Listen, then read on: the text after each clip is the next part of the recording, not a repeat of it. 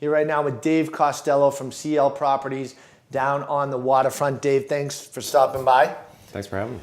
There's a lot of talk out there, and people are talking about peaks in the market, right? Do you think that we've hit that peak in the luxury market in downtown Boston? Yeah, I think we have. I think we probably peaked at some point in the summer, and now we're in a correction.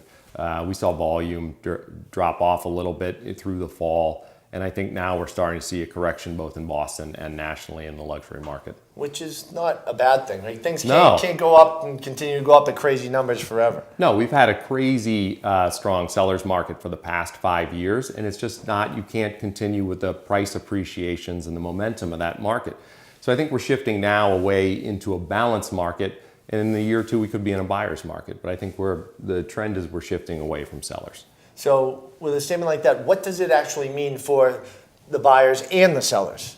Well, I think for buyers it means price reductions, longer days on market. I think the days of bid wars and having to come in over asking on a property when you first see it at an open house for 5 minutes, I think those days are over.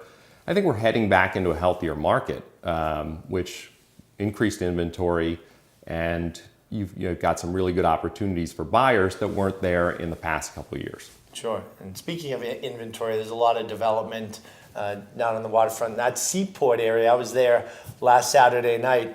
I had been there in a few months, and I felt like I didn't know where I was. Yeah. It's amazing what's happening down there. Yeah, it's crazy. I mean, you've got projects like 22 Liberty and 50 Liberty, which were just completed. Pier 4, which is almost sold out. The penthouses at Pier 4 are going to be unlike anything people have ever seen. The views, the amenities, the service, and the outdoor space there is going to be incredible. They may also have private seaplane service to the Seaport with direct service to New York daily. So that's something the city's working on. And hold on, time out. You're talking about a plane coming, landing in Boston Harbor, taking people back and forth to New York City. They're thinking about it. They're thinking about it. So it's a game changer. It's a total game changer. It's not the Boston that you or I know, but that's the level of service now that buyers are expecting.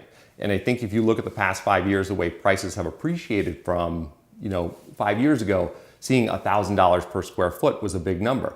Now we're at $1,500. Now we're at $2,000 for new construction in the Seaport, $2,500.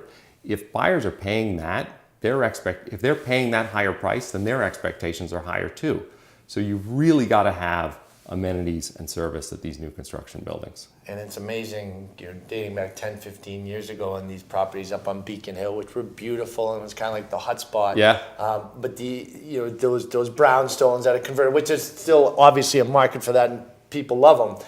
But this amenities market with the new construction is completely changed the game. Well, it's really hard to compete when you've got these old, there's always going to be a market for brownstones, but I think the market for the Seaport and new construction is service. So especially this time of year, when you've got all your Amazon packages coming in for Christmas, who picks those up? Who takes those in and puts them inside your condo?